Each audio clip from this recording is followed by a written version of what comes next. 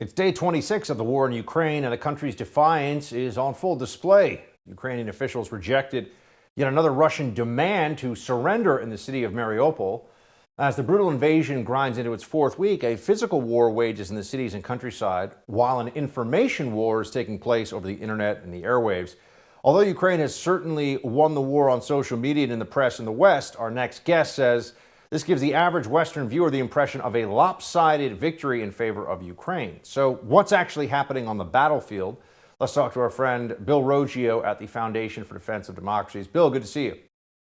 Thanks, Buck. Always a pleasure. So just bringing you in to tell us, man, what is the battlefield update right now? Where does this stand? Who's moving where? And on balance, who has the military momentum?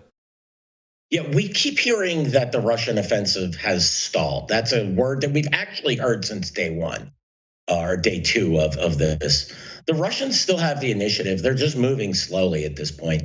I wouldn't call it stalled because, look, I'm reading articles where the Russians are stalled, except in the east and except in the south. Well, that isn't stalled. Outside of Kiev, that's absolutely true. The Russians have definitely not taken more ground. That is a problematic area for them. But then again, we don't know if they're just laying the groundwork for a siege. The problem is everyone thinks they understand in depth what's going on in the minds in the Kremlin, in Russia's defense ministry. We don't know exactly what their plan is and what they're thinking. I take a look at the operations as they're unfolding on the ground and see what's happening and try to deduce from that. But I don't know what Putin is thinking, and I don't know what his generals are thinking. But I can see what they're doing, and they're continuing to slowly push to encircle Ukrainian troops in the east and advance northward from the south as well as westward towards Odessa. One of the things they told us from day one is the Russians don't want to fight. They're taking massive casualties. They're losing all their vehicles. They're deserting. And yet they're still continuing to advance. Both can't be true. Well, we have Biden's UN ambassador, I believe, Control Room, we have this clip.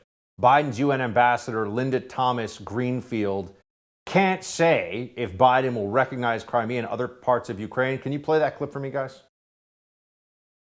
Would the U.S. recognize Crimea, recognize these independent breakaway republics if Zelensky were to cede those areas in peace negotiations with Russia?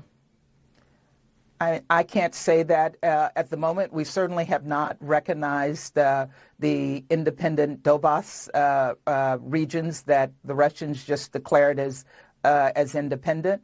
But I can't preview how we will respond to a negotiated settlement that the Ukrainians come up with the Russians to save the lives of their own people. I mean, I feel like we can preview it at some level here, Bill, because unless I'm missing something, it's a total non-starter that Crimea and the Donbass are going to be under anything other than Russian control at the end of this.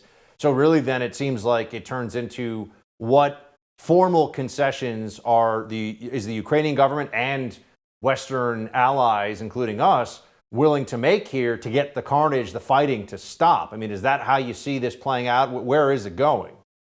Yeah, that's exactly how I see it playing out. The fact is a lot of the areas that the Russians take, particularly along the coast of the Black Sea and the Sea of Azov, I suspect the Russians are going to want to keep them. They expended an enormous amount of blood and treasure for this invasion. Those are strategic areas for the Russians.